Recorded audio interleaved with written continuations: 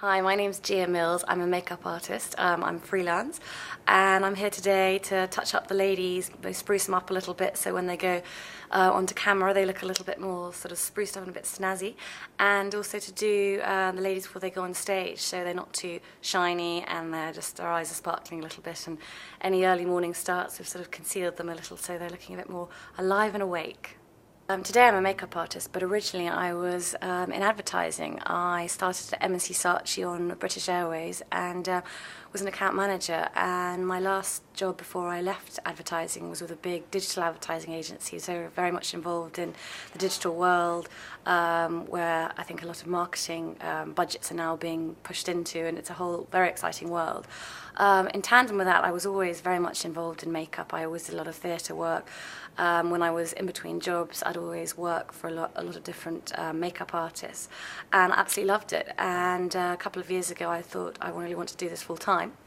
So I changed career, and for me, it's been the most exciting thing to do, and it was very much an instinctive move. I don't think I ever woke up one day and said I want to be a makeup artist, but when the opportunity arose that I could take a career change and spend a bit more time training and have time off, I thought it was never in doubt as to what I was going to do, and it's been a very fascinating ride. So it's been great today meeting all sorts of different women, and one woman in particular I found really interesting is Heather Monday, who works at Coca-Cola, and she looks into, I'm not sure of her exact title, but basically what she does is she looks after the sort of the science side of their products. The top tips for changing career is, number one, you have to absolutely know that the career change is what you want to do. I think networking is very, very, very important. So any contacts you make sure you take their business cards, you contact them, you keep in touch with them. That's the only way you're going to flourish and move on, by just meeting and talking to more and more people.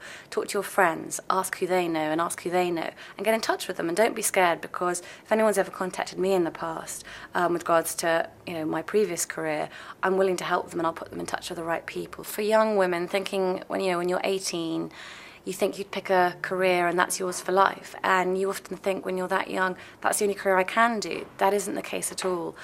You can change, you can do quite a lot of things, and a lot of the skills you learn, whatever job you decide to do, is a horrible phrase, but it's transferable. I think today is really sort of encouraging women to not sort of believe they go down the usual sort of paths, the usual sort of be siloed into certain areas and industries which are often sort of pushed towards women, and it's sort of expanding their minds. There are so many options out there, and really when I was younger and I went to different conferences and people used to come to my university also to talk about different careers, it just inspired you, and it made you feel a little bit more, oh, I might be able to do that, and I never thought I could do that. So in that sense, for me, that's what breaking the mould means.